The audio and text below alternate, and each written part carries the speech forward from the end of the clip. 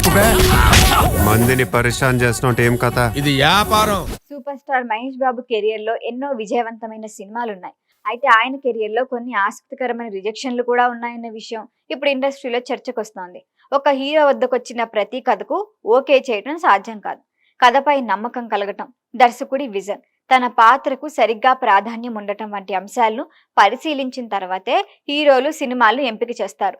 ఈ క్రమంలోనే మహేష్ బాబు ఒకసారి ఏకంగా స్టార్ డైరెక్టర్ శంకర్ చెప్పిన కథని కూడా రిజెక్ట్ చేశారన్న విషయమే హాట్ టాపిక్ గా మారింది. దర్శకుడు శంకర్ గురించి ప్రత్యేకంగా చెప్పక్కర్లేదు. ఒకే ఒక్కడు, రోబో వంటి భారీ విజయాలను అందించిన ఆయన తన సినిమాల్లో భారీ బడ్జెట్, గ్రాండ్ విజువల్స్, బలమైన కాన్సెప్ట్లకు ప్రాధాన్యం ఇస్తారు. అలాంటి శంకర్ స్వయంగా మహేష్ బాబును కలిసి తన కోసం కథ చెప్పారట.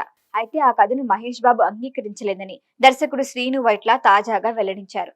ప్రస్తుతం దూకుడు సినిమా రిలీజ్ నేపథ్యంలో శ్రీను వైట్ల పలు ఇంటర్వ్యూల్లో పాల్గొంటున్నారు. ఈ సందర్భంగా దూకుడు సినిమాకు సంబంధించిన విషయాలను ఆయన పంచుకున్నారు. ముఖ్యంగా సినిమాలో మహేష్ బాబు పోషించిన పోలీస్ ఆఫీసర్ అజయ్ పాత్రను ఎలా డిజైన్ చేశారు అనే ప్రశ్నకు శ్రీను సమాధానమిచ్చారు. పోలీస్ ఆఫీసర్ పాత్రలో మహేష్ బాబును చాలా స్టైలిష్ గా, పవర్ఫుల్ గా చూపిద్దామని మొదటి నుంచే భావించాం.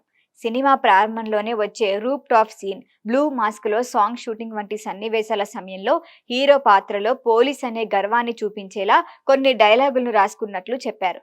మైండ్ లో ఫిక్స్ అయితే బ్లైండ్ గా వెళ్ళిపోతా వంటి డైలాగులు మహేష్ బాబుకు వినిపించగా ఆయన వెంటనే చాలా బాగున్నాయని ప్రశంసించారని శ్రీను వైట్ల చెప్పారు. అయితే ఇదే సమయంలో శంకర్ చెప్పిన కథను మహేష్ ఎందుకు రిజెక్ట్ చేశారు అన్న అంశం కూడా ఆసక్తి పెంచింది. ఒకవేళ ఆ ప్రాజెక్ట్ కు మహేష్ ఓకే చెప్పుంటే ఆయన కెరియర్ లో మరొక విభిన్నమైన సినిమా వచ్చుండేదని అంటున్నారు. కానీ హీరోలు కథను ఎంపిక చేసుకునే సమయంలో తమ కెరియర్ కు సరైన సినిమా అవుతుందా, ప్రేక్షకులకి కనెక్ట్ అవుతుందా అనే అంశాలని కూడా తీసుకుంటారు. మరోవైపు మహేష్ బాబు రిజెక్ట్ చేసిన కథ ఏదనే విషయంపై స్పష్టత లేదు. ప్రస్తుతం శ్రీను వైట్ల వ్యాఖ్యలు మాత్రం సోషల్ మీడియాలో చర్చకొచ్చాయి.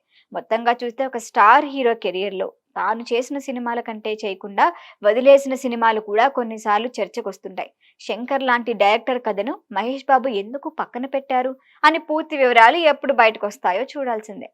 ఈ వీడియో మీకు నచ్చినట్లయితే లైక్ చేయండి, షేర్ చేయండి, సబ్స్క్రైబ్ చేయండి. మరిన్ని అప్డేట్ల కోసం మా వాట్సాప్ నెంబర్ను సబ్స్క్రైబ్ చేసుకోండి.